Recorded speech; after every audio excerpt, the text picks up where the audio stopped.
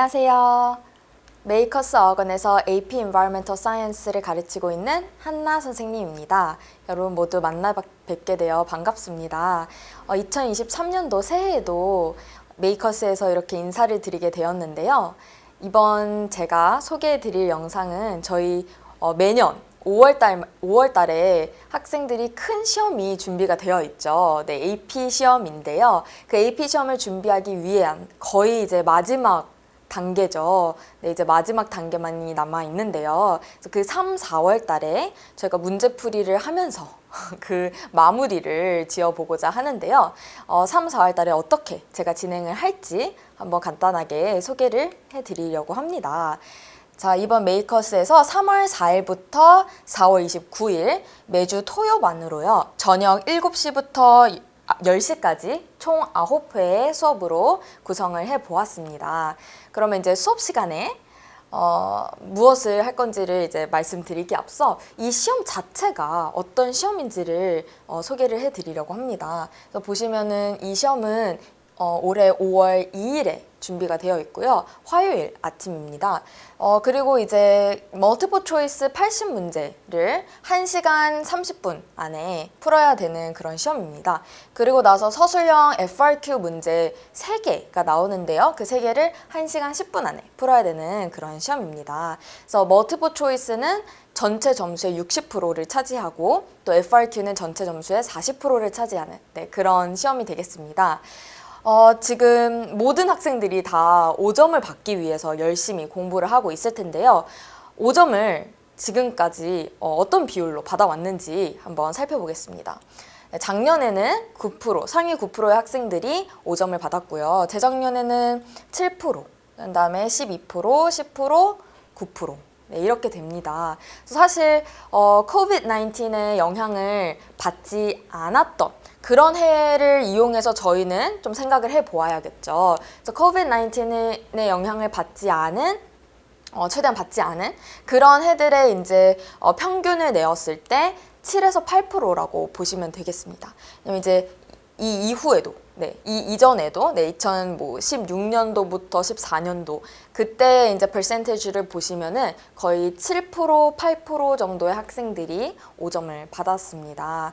네, 그래서 사실 많은 학생들이 또 많은 학부모님들께서 이 AP Environmental Science라는 시험이 상당히 쉽다. 상당히 쉽고 그리고 5점을 받기가 쉽기 때문에 다른 과목들 열심히 준비하다가 환경과학은 그냥 이렇게 설렁설렁 준비를 하다가 보면은 5점 나오는 거 아닐까요? 이렇게 생각을 하시는 학생들과 학부모님들이 계시는데요. 사실 AP Environmental Science 야말로 정말 5점을 받기가 어려운 그런 과목입니다. 그래서 절대로 얕잡아 보다가는 5점을 받으실 수가 없습니다. 네, 그래서 그 부분을 제가 너무나도 강조를 드리고 싶고요. 우리 학생들이 정말 꼼꼼하게 공부를 해야 돼요. 제가 이제 다른 과학 시험들이랑 살짝 비교를 해드리자면은 예를 들어서 화학이랑 생물 AP 과목을 본다 하면은 이제 AP캠은 조금 깊이가 있는 과목이에요. 그래서 뭔가 개념을 들었을 때 특히 이제 산과 염기 부분을 들었을 때 잘 이해가 안 되는데 정말 바본가 봐 막 이러면서 포기해야 되나 막 이런 학생들이 심지어 생깁니다. 네, 그리고 특히 그러다가 이제 문제 풀면은 비가 내리죠. 그런 학생들이 있다는 거 너무 이해를 잘 하고 많이 봤습니다. 네, 그리고 이제 바이오 같은 경우에는 들었을 때는 크게 어렵진 않지만 내가 저거를 언제 다 암기하지? 약간 이런 생각이 들게끔 하는 그런 시험이죠. 그래서 너무나도 새로운 단어들이 생소한 단어들이 많이 들어오고 그래서 이거를 언제 다 외우나 이거 언제 다 준비하나 이러면서 학생들이 막 공부를 합니다. 그러니까 어떻게 보면은 깊이는 조금 덜하나 조금 더 뭔가 양이 많은 것 같은 느낌을 주는 그런 시험인 거죠. 자, 그러면은 환경과학은 어떤 느낌의 시험일까요? 환경과학은 학생들이 왜 쉽다라고 보통 이제 생각을 하냐면요. 제가 이렇게 막 개념을 설명합니다. 학교에서도 막 개념을 설명하죠. 그럼 학생들이 듣고 다 이해가 되는데? 어렵지 않은데? 뭐 그렇다고 해서 뭔가 엄청나게 대단한 실험을 하는 것도 아니고 그렇다 보니까 학생들이 그렇게 이게 어렵다라고 느낌을 뭔가 가져가지 못합니다. 네, 그냥 어느 정도 하면 되고 구글에 뭐 구글링 해보니까 나오고 답이 나오고 이러니까 이제 어떤 내신 관리도 그렇게 뭐 썩 나쁘지 않고 그쵸. 그래서 이렇게 무난무난하게 갑니다. 그런데도 왜 이렇게 5점을 받는 이 퍼센티지가 이렇게 낮을까요?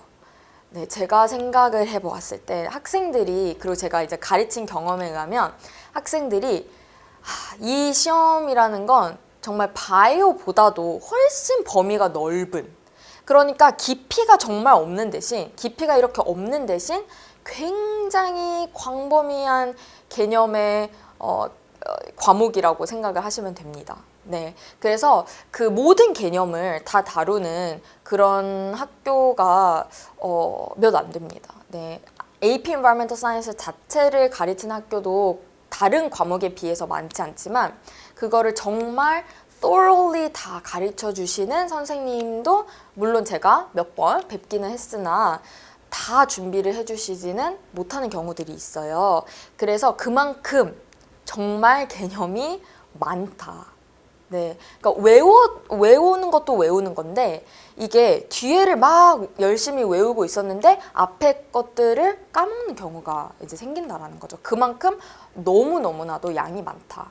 그러다 보니까 학생들이 어떤 새로운 토픽이 주어졌을 때 내가 배운 게 이렇게나 많은데 여기 중에서 도대체 무엇을 응용해서 풀어야 되는 거지? 이런 것들을 이제 감을 잡아가는데 또 시간이 좀 걸립니다.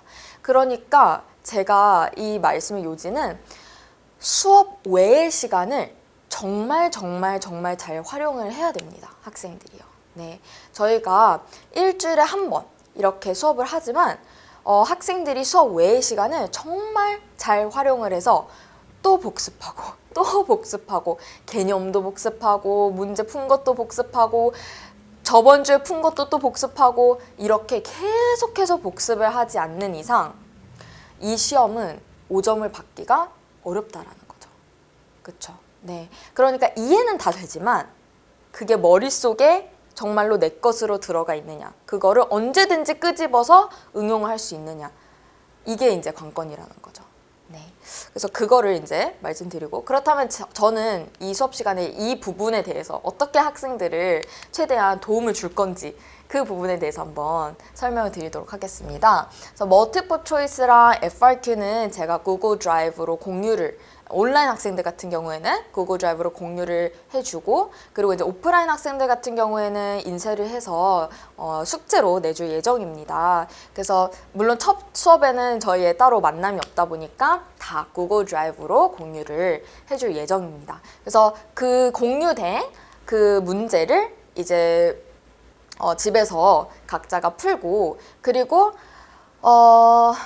그거를 이제 풀고 저한테 수업 시간 시작하기 전에 제가 공지를 학생들한테 할 거지만 하루 이틀 전에 저한테 보내줘야 저한테 공유를 해줘야 제가 미리 채점을 하고 그래서 학생들이 내가 어떤 문제들을 틀렸구나 라는 걸 미리 인지를 한 상황에서 수업 문제풀이 반 수업이 진행이 될 예정입니다. 그래서 모든 수업이 끝나고 나서 해야 되는 게 오답 노트 작성입니다. 멀티플 초이스는 무조건 오답 노트를 작성하면서 이거를 정말 반복해야 돼요. 반복 복습밖에 밖에는 이제 정답이 없습니다. 그래서 반복 복습을 해서 반복 복습을 하기 위해서 오답 노트를 써오는 것이 바로 숙제고요. 그 오답 노트에 대한 피드백을 제가 적극적으로 학생들한테 주고 있습니다. 자, 그리고 FRQ는 왜 선생님한테 이제 학생들이 올까요? 네. 채점을 해줘야 되죠. 그쵸? 그래서 FRQ가 물론 답안지가 다 있고 해설지가 다 있습니다. 그럼에도 불구하고 선생님들의 그 꼼꼼한 채점과 어떤 부분에서 살짝 뉘앙스가 바뀌면 그게 오답이 될 수가 있거든요. 그래서 그런 것들을 잘 캐치를 해주고 또 어떤 부분들을 좀 추가적으로 썼으면 더 좋았겠다 하는 그런 코멘트를 꼼꼼하게 채점해서 학생들한테 줍니다. 그러면은 그걸 가지고 또 반복해서 자기의 답안지를 정말 완성도 있는 답안지로 만들어야 돼요. 네, 방금 앞에서 제가 말씀드렸죠. FRQ가 세 문제밖에 없습니다. 네, 물론 그 세 문제 안에 소문제들이 자잘하게 있지만 세 문제밖에 없습니다. 그렇기 때문에 정말 완성도 있는 그런 답을 써 내려가야 됩니다. 그래서 어떻게 보면은 굉장히 organize 되어 있는 굉장히 short paragraph의 느낌이 나도록 그렇게 AP Environmental Science FRQ는 준비를 해야 됩니다. 네, 그래서 딱 들으셔도 느낌이 오시죠? 얼마나 해야 될 워크가 많은지, 그쵸?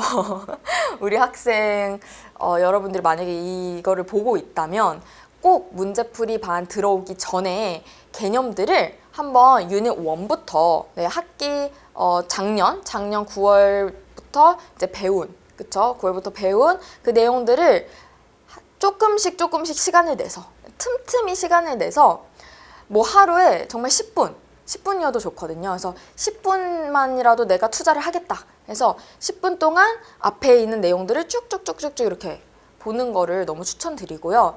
내가 너무 개념이 좀 안 되어 있는 것 같아요, 선생님. 너무 걱정이 돼요. 그런 학생들은 프린스턴 리뷰라는 문제집을 제가 추천을 드립니다. 네, 그래서 그나마 문제집, 네, 시중에 나와 있는 문제집 중에서는 프린스턴 리뷰가 그래도 그나마 괜찮은 것 같아요. 그것도 물론 모든 범위를 다 포함하고 있진 않지만 그게 그나마 우리 학생들이 리뷰를 하기에는 가장 좋을 것 같습니다. 그래서 그 매테리얼을 이용해서 좀 거기 안에 있는 문제도 조금 풀어보고 개념도 좀 읽어보고 그런 시간들을 좀 가진 후에 우리 문풀반에 들어와서 조금이라도 이 기억력이 살아있는 상태에서, 그쵸? 개념들이 조금이라도 살아있는 상태에서 그런 상태에서 저희 만날 수 있도록 한번 제가 잔소리를 길게 해보았습니다.